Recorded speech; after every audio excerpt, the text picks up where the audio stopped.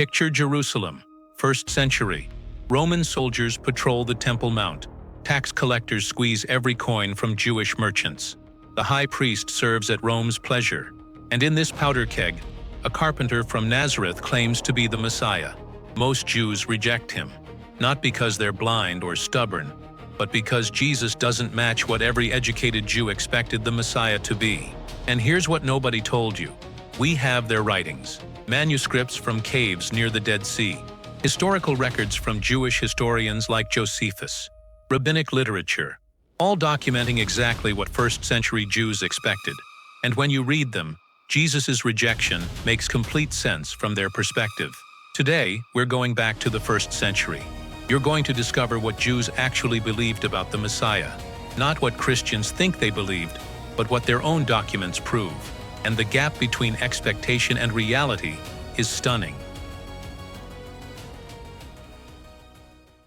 Here's the key insight. 21st century Christians read the Old Testament through New Testament eyes. We see servant songs in Isaiah 53 and say, obviously the Messiah suffers. 1st century Jews read the exact same text and focused on different verses. The conquering king in Isaiah 9 and 11, the victorious Son of Man in Daniel 7. Both are in Scripture, but emphasis matters. Before we dive deeper, I need to ask something important. Would you subscribe to this channel? Every week we release videos exploring historical evidence and biblical context that most churches never teach. It's free, takes 2 seconds, and it's how you support independent biblical research. When you subscribe, you join thousands discovering the real historical context of Scripture. Do it now, click subscribe, or if you're on TV, just say subscribe. Don't wait. So what did 1st century Jews actually expect?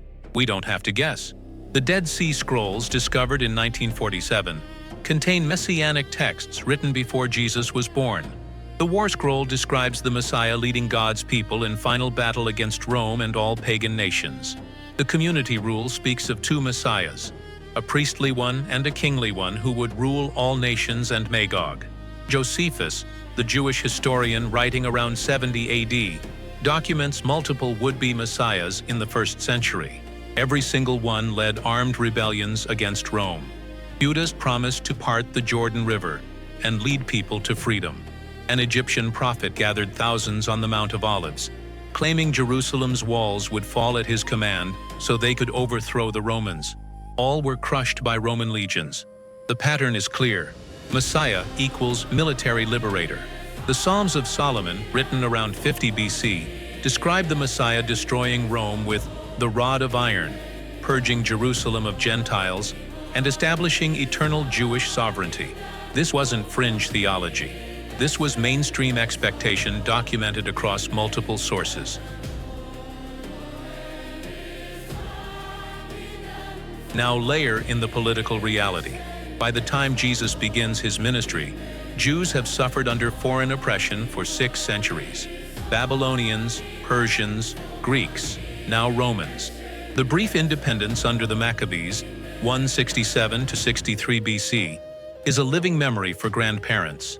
They tasted freedom and lost it. Roman taxes are crushing. Herod's building projects drain the economy. The high priesthood is corrupt, appointed by Rome, more politician than spiritual leader.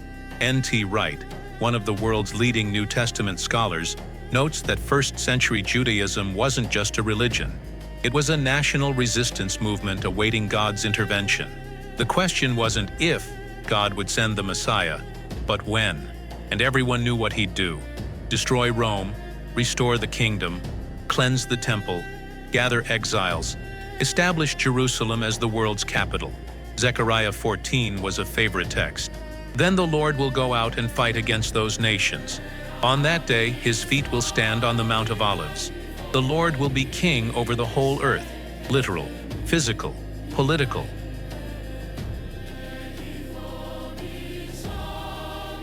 And then Jesus shows up. He claims to be Messiah, but refuses the crown when people try to make him king by force. John 6, verse 15. He teaches, "My kingdom is not of this world." He tells parables about seeds and yeast and hidden treasure. not swords and thrones. He associates with tax collectors who collaborate with Rome. He says, "Render to Caesar what is Caesar's," essentially endorsing paying Roman taxes. He never once calls for armed rebellion. And most shocking of all, he predicts his own death, multiple times. The Messiah was supposed to conquer, not get executed as a common criminal. E.P. Sanders, Jewish scholar of Christian origins, writes, Jesus' conception of the kingdom fundamentally clashed with what most Jews expected. They wanted Rome destroyed. Jesus offered personal transformation. Even Jesus' own disciples struggled with this. Acts 1, verse 6. After the resurrection, they still ask, "Lord, are you at this time going to restore the kingdom to Israel?" They're thinking politics, independence, Davidic throne. Jesus is thinking spiritual rebirth, global mission, redemption of all peoples. The gap is enormous. But here's what makes the rejection even more understandable.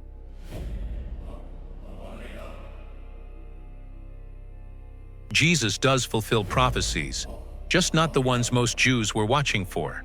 He rides a donkey into Jerusalem, exactly as Zechariah 9 describes. He's born in Bethlehem, as Micah 5 predicts. His ministry matches Isaiah's description of proclaiming good news to the poor. But there's one category of prophecy he fulfills that almost nobody expected the Messiah to fulfill. And when you see which texts he claimed for himself, you'll understand why the religious leaders called it blasphemy. Real quick, if this historical context is eye-opening, I need you to do two things. 1, hit that like button. It tells YouTube this content matters. 2, drop a comment. What's surprising you most? I read every single one. Like and comment right now. 10 seconds. Back to the prophecies. Isaiah 53, the suffering servant. He was despised and rejected by mankind, a man of suffering, but he was pierced for our transgressions. He was crushed for our iniquities. Here's the fascinating historical fact. First-century Jews did not interpret this as messianic. The Targums, Aramaic paraphrases of scripture used in synagogues, apply Isaiah 53 to the nation of Israel collectively, suffering under Gentile oppression. Some rabbis applied it to prophets like Jeremiah or Moses, but almost none said, "This is the Messiah." Why? Because the Messiah conquers. He doesn't suffer and die. But Jesus, in Luke 24, tells his disciples, "Did not the Messiah have to suffer these things and then enter his glory?" And beginning with Moses and all the prophets, he explains what was said about him in all the scriptures. He reframes the entire messianic expectation. Daniel 7 describes the Son of Man receiving an everlasting kingdom. First-century Jews expected immediate political fulfillment. Jesus says, "I am the Son of Man, but my kingdom comes through death and resurrection first, then return in glory later." Psalm 22, my God, why have you forsaken me?" depicts extreme suffering, yet ends in worldwide worship. Jesus quotes it from the cross. He's weaving together the conquering king texts with the suffering servant texts in a way nobody anticipated. Richard Bauckham, biblical scholar, notes, Jesus didn't reject the nationalistic hopes. He postponed them. The kingdom comes in 2 stages, suffering servant first, conquering king at the second coming. But first-century Jews didn't want to wait. They wanted Rome destroyed now. And there's another factor that made rejection almost inevitable: the sign criteria. Jews expected the Messiah to perform specific signs, Moses-level signs. The Talmud, compiled later but reflecting earlier tradition, lists expectations.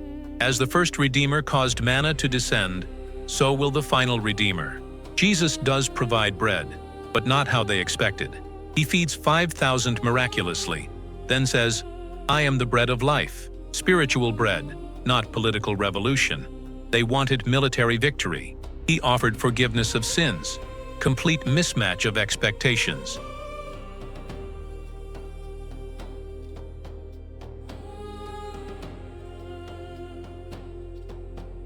Now let's address the elephant in the room: the religious leaders.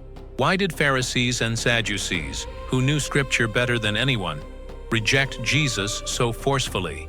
3 documented reasons. First, authority threat. The Sanhedrin existed at Rome's pleasure. Any messianic movement risked Roman crackdown. John 11, verse 48 records their explicit fear.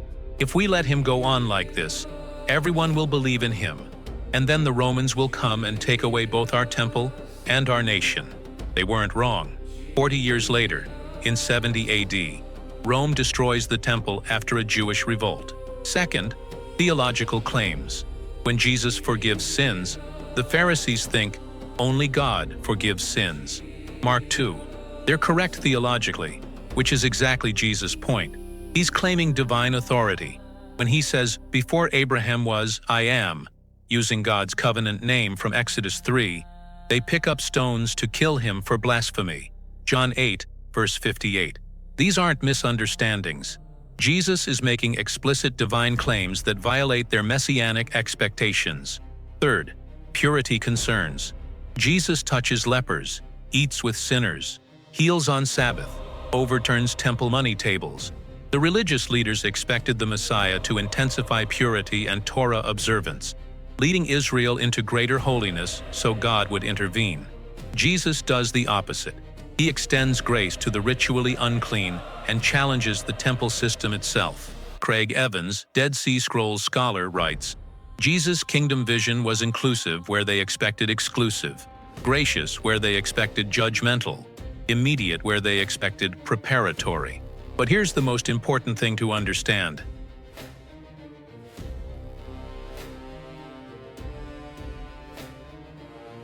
This rejection wasn't total.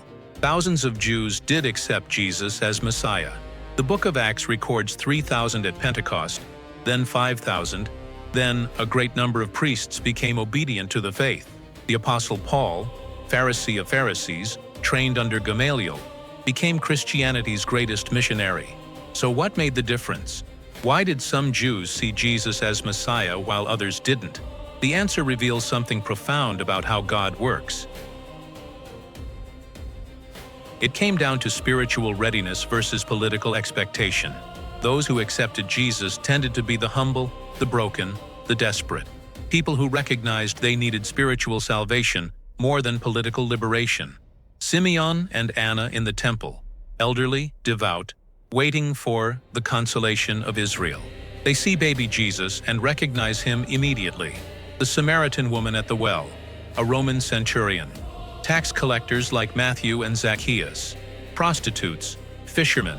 None of these people had political power to lose or religious status to protect. But the powerful, the educated, the politically connected, they had too much invested in the current system even under Roman occupation. Jesus himself said in Matthew 11, verse 25, "I praise you, Father, Lord of heaven and earth, because you have hidden these things from the wise and learned, and revealed them to little children." The Apostle Paul later writes in Romans 11 that Israel experienced a hardening in part until the full number of the Gentiles has come in. Not total rejection, partial and temporary.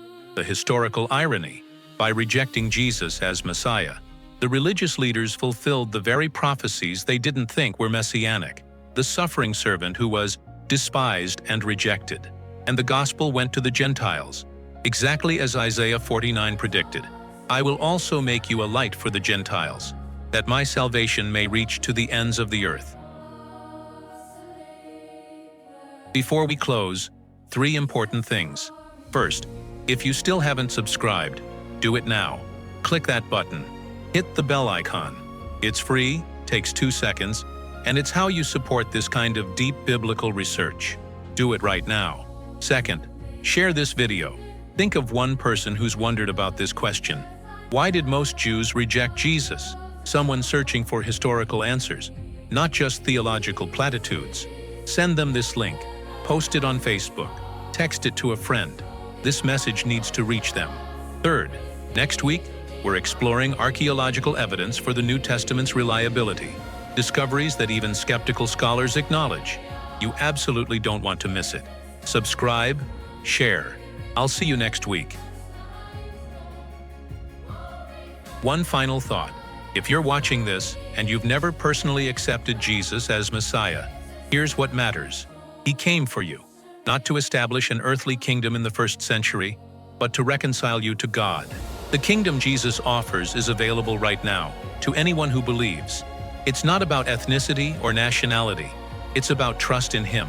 If you want to explore what faith in Jesus means, I've put resources in the description.